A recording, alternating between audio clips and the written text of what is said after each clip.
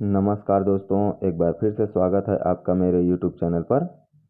आइए दोस्तों, आज हम छत्तीसगढ़ पाठ्यक्रम हिंदी विषय में कक्षा 5वीं का पाठ 22 जिसका शीर्षक है महापुरुषों का जीवन। आज हम इसके संपूर्ण प्रश्नोत्तर का अध्ययन करेंगे।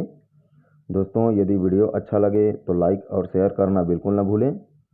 साथ ही यदि आप मेरे YouTube चैनल पर पहली बार आए हैं तो चैनल को सब्सक्राइब कर दें और बगल में दिए गए बेल आइकन को दबा दें।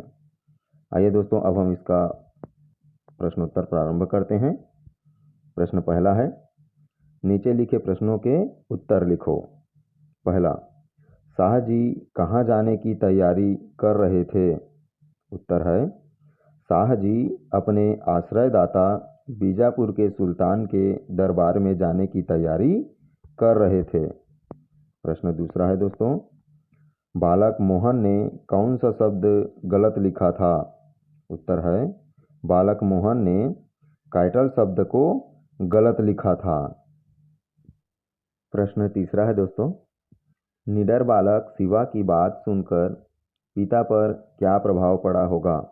उत्तर है, निडर बालक शिवा की बात सुनकर पिता अवाक रह गए होंगे। अवाक का मतलब होगा दोस्तों अ मायने नहीं और वाक मायने आवाज़, अर्थात उसके जुबान से कोई भी आवाज़ नहीं निकला होगा, वह सन्न रह गए होंगे। चौथा है दोस्तों, कक्षा के 5वें छात्र ने जवाब में क्या कहा? उत्तर है, कक्षा के 5वें छात्र ने जवाब में कहा कि श्रीमान जी, न मैंने मूंगफली खाई न छिलके फेंके। मैं दूसरों की चुगली नहीं करता, इसलिए नाम भी नहीं बताऊंगा। मैंने कोई अपराध नहीं किया, इसलिए मैं मार भी नहीं खाऊंगा। पांचवा है दोस्तों, तेजस्वी पिता ने प्रधानाध्यापक से अपने पुत्र के संबंध में क्या कहा?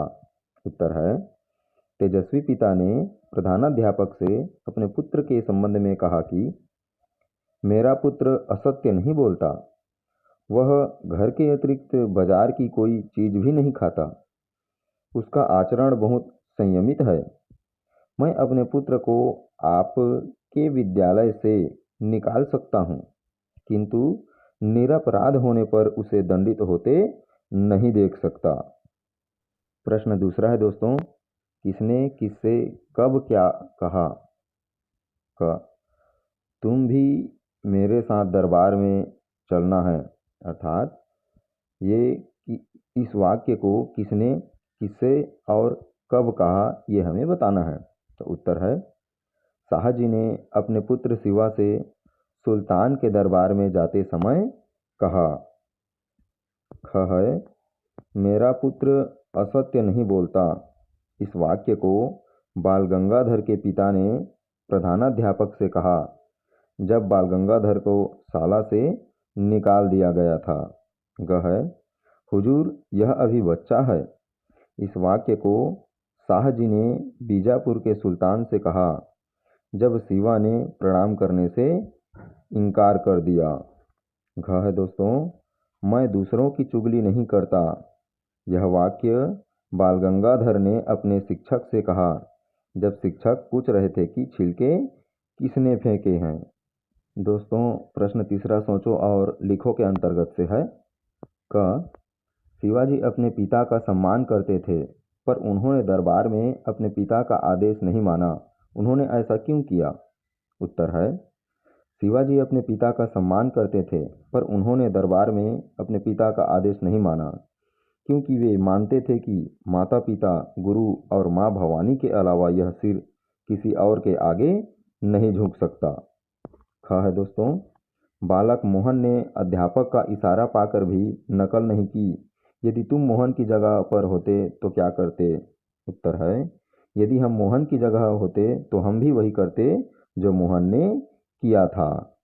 दोस्तों, अगला प्रश्न भाषा तत्व और व्याकरण से है।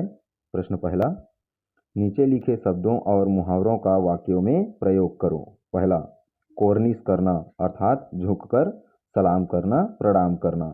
वाक्य है, शाह जी ने सुल्तान के सामने झुककर 3 बार कोर्निश की। दूसरा है दोस्तों, तिल मिलाना अर्थात दर्द से छटपटाना। वाक्य है, वेद पढ़ने पर छात्र तिलमिलाकर रह गए।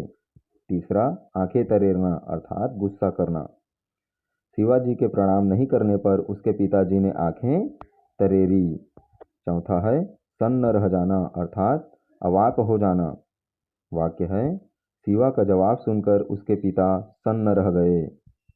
प्रश्न दूसरा है दोस्तों, इन उदाहरणों के समान पर, की, में, ने को प्रयोग करते हुए एक एक वाक्य बनाओ।